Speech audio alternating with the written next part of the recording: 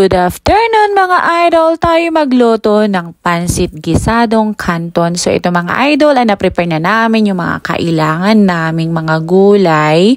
At dito pala sa kawali mga idol ay ginigisa namin itong pansahog. At ginamit pala namin dyan mga idol ay margarine kasi wala kaming oil. Saka namin na inilagay itong beans at saka nung carrots at saka namin ginisa-gisa. Siguro mga 2 to 3 minutes bago namin inilagay itong repolyo. So pagkalagay ng repolyo mga idol ay saka naman pinaghalo-halo at nilagyan ng pampalasa, powder na paminta, at saka konting soy sauce at saka seasoning. So dito pala mga idol ay pinaghalo-halo namin at nilagyan na namin ito ng pampalasa para kahit papaano ay may lasa na yung gulay kasi mamaya ito mga idol iset aside namin at saka namin lutuin yung canton.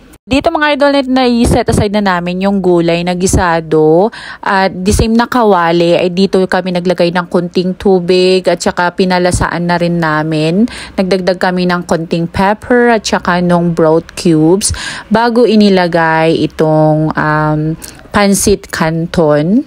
Saka dahan-dahan namin inalo ito para ma-absorb niya yung tubig at nung okay na ay saka naman namin ibinalik yung gulay na gisado para kahit papaano ay mai-combine or may halo yung lasa nung gulay at saka nung pansit canton. So nung nailagay na yung gulay, saka naman dahan-dahan na hinalo-halo at luto hanggang ito ay ma-absorb nung tubig. Ito pala mga idol ay merienda namin kahapon kasi sobrang lakas ang ulan. So ito na mga idol, luto na ang ating pansit gisadong pansit canton. Sana po nagustuhan nyo. Maraming salamat mga idol sa walang sawang suporta.